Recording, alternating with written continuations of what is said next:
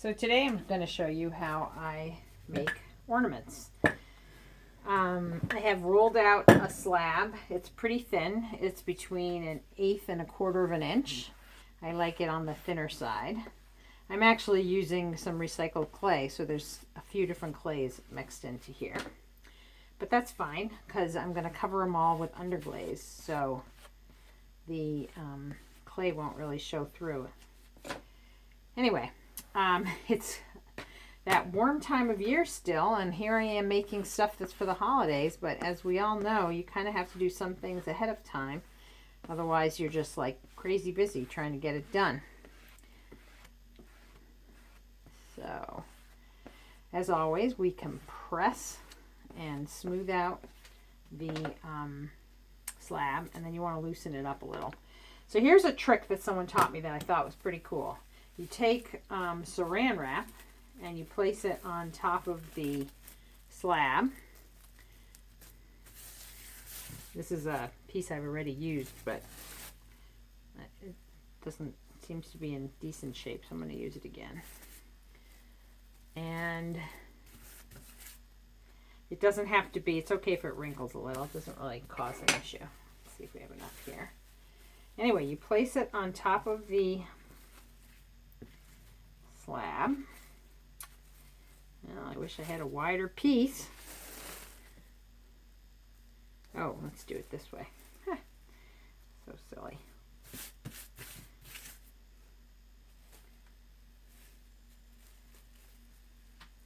Okay. And I'm going to show you what the cool advantage of this is, but I just want to loosen the slab up, make sure it's not stuck to the board too much. Alright, so I have here all these, not surprising, I use cookie cutters, all these different kinds. I've got like mittens, and I've got little ones, and snowflakes, and snowmen, which are new this year, and a little snowman, and some snowflakes. I really love the snowflakes. I have those in different sizes. Anyway, so let's start. So what I like to do is I start off with the bigger ornament, and then I'm going to fill up the space. So you press down, make sure you get a good cut so that it's easier to lift the outside clay. It kind of hurts your hands after a while, so oh well. It's what we do for our art, right? Okay, so we got some snowflakes.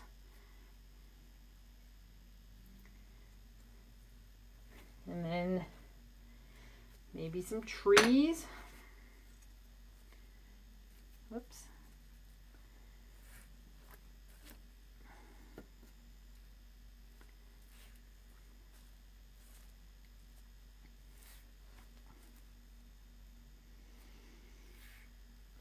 Okay, and then how about a couple of snowmen? Oops, that hurt my hand. I did that the wrong way. Okay.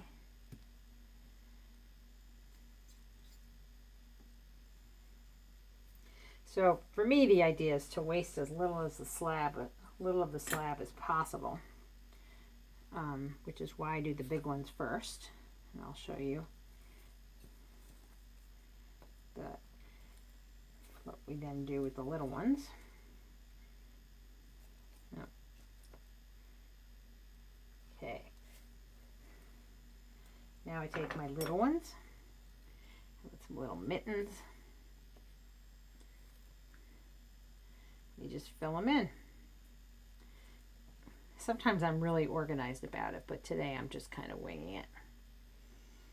Yeah, okay, so no more snowmen, no more mittens. Let's see if we can put any mini snowflakes. Yep, we can fit one there. And nope. Okay, oh, maybe right here.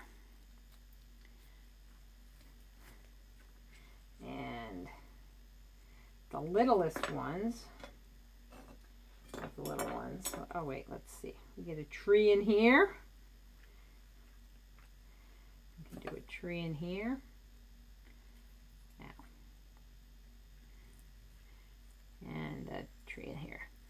There, that's most of the slab is used up. Oh, one more. Little snowman. They're skinny, so they fit in even more places.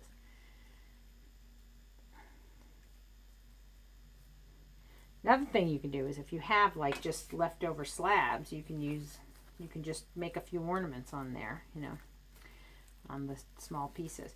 Anyway, so then we pull up the plastic, and what it does is it leaves these nice smooth edges so that there's a less cleanup when it's, because you don't want rough edges on your ornaments. So let's pick up the clay, and then you can see, oops, so close together I'm not sure it's going to be all that easy to pick that little piece of clay out. Sometimes I don't cut all the way through, and then you have to put the cookie cutter back onto the whatever it is to get the extra clay off. But I think I did pretty good today. Okay, so other than some little pieces which I can grab, oh, here we go. Yeah, sometimes these stick to the board and you don't really want to pick them up like I just did, because then they'll get kind of warped. So you want to let them dry a bit. Anyway, so we let this dry some, and then the next step is to put holes in the top, and I'll show you that in a little bit. So the ornaments have been sitting on a board for between two boards for about an hour, and they are at that soft leather hard phase. And I'm going to show you how I put the holes into these. The first thing I do is I smooth them out, smooth out the edges, and you only really need to do this on the back side because we use the plastic, so the front side of the ornament, I don't know if you can see that, it's got a nice little curve to it, so it's not rough at all, but the back where the cut actually occurred is a little bit rough, so you want to clean that up a little because you don't want it to be sharp. You can just use your finger to smooth it, or you could use a sponge where you've wrung out most of the water so it's not really wet. Okay, so once you have that done, the next part is to decide where do you want to put the hole.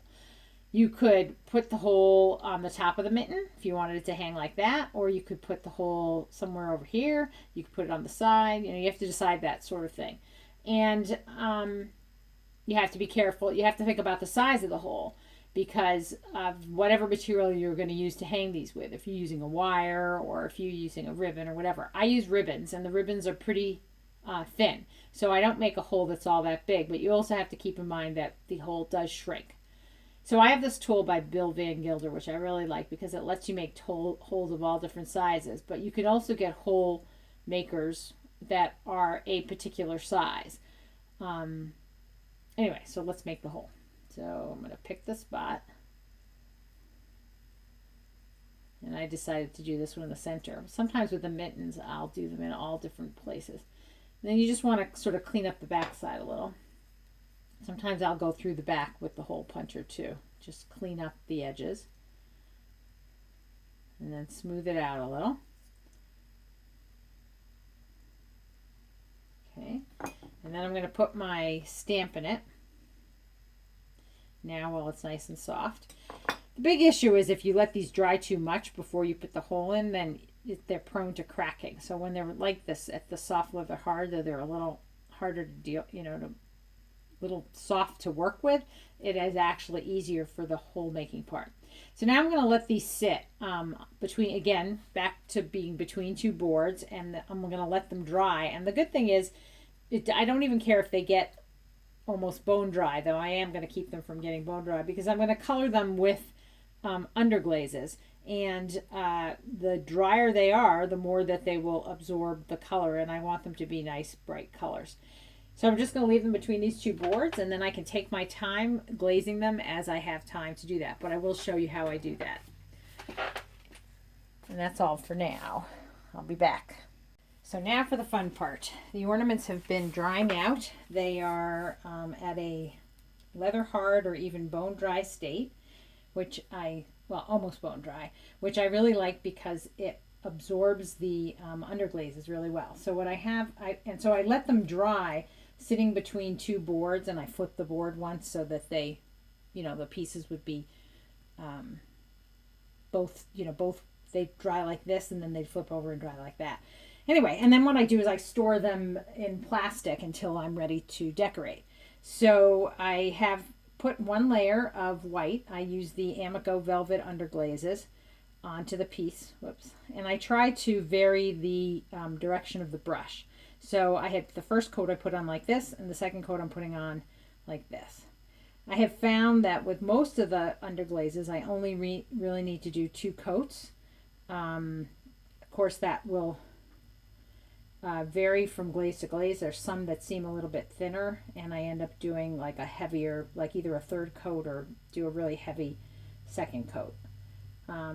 You can at some point put too much, I guess, but I haven't gotten to that point yet, so I'm not sure what it was. So I do the edges, and I also do the backside, but I have to wait for this to dry.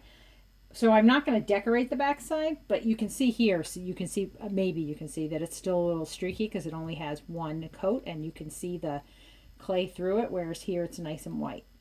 I do the backside with not the decoration part, but just the underglaze base color, just so that there's something there and not the clay showing through.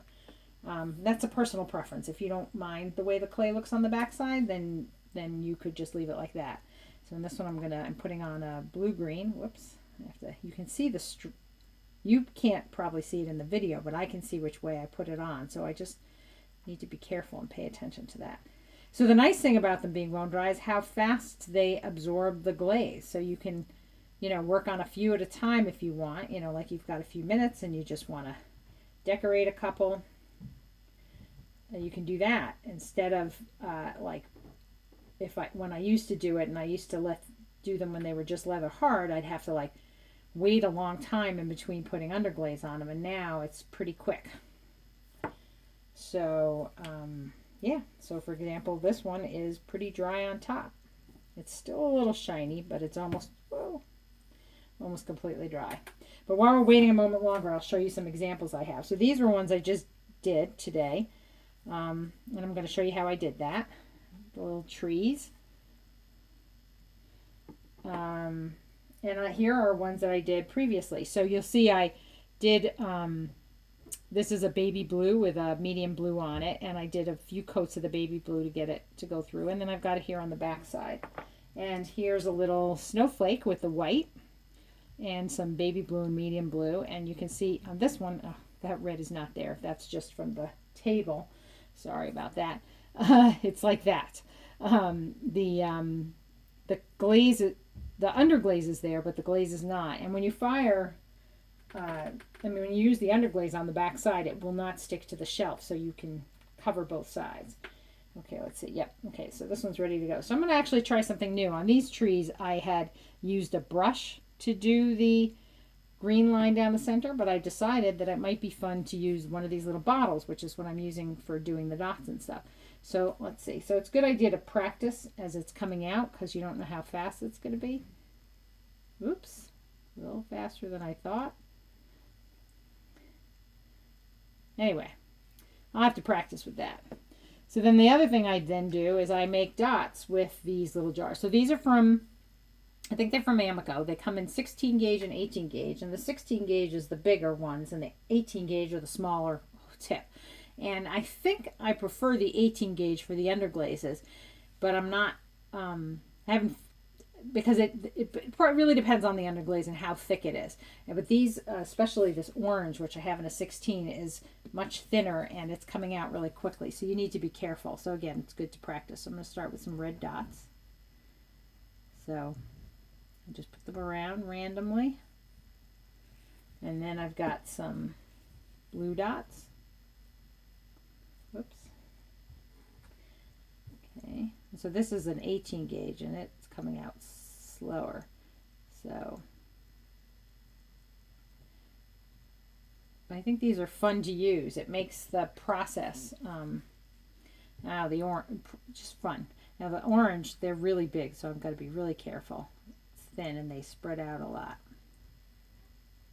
Oops, and that one's huge. Anyway, It's a little messy because now I have an orange dot and a red dot that just went into each other. I might try to clean that up, clean it up a bit because this one's really messy. Oh, maybe not. They're kind of interesting looking. Maybe I'll leave them like that. Anyway, that's how I do those. And then for the mittens, I've been doing a variety of things. But today I've been playing around with these bottles because this is really fun. So I've got a green here on here, a blue-green, and I think I'm going to put medium blue. So I'm going to put some little lines, and then I'm going to put dots all over it. I'm hoping the blue is going to show. We'll see, because it is a little hard to see here on the green, but it seems like it would.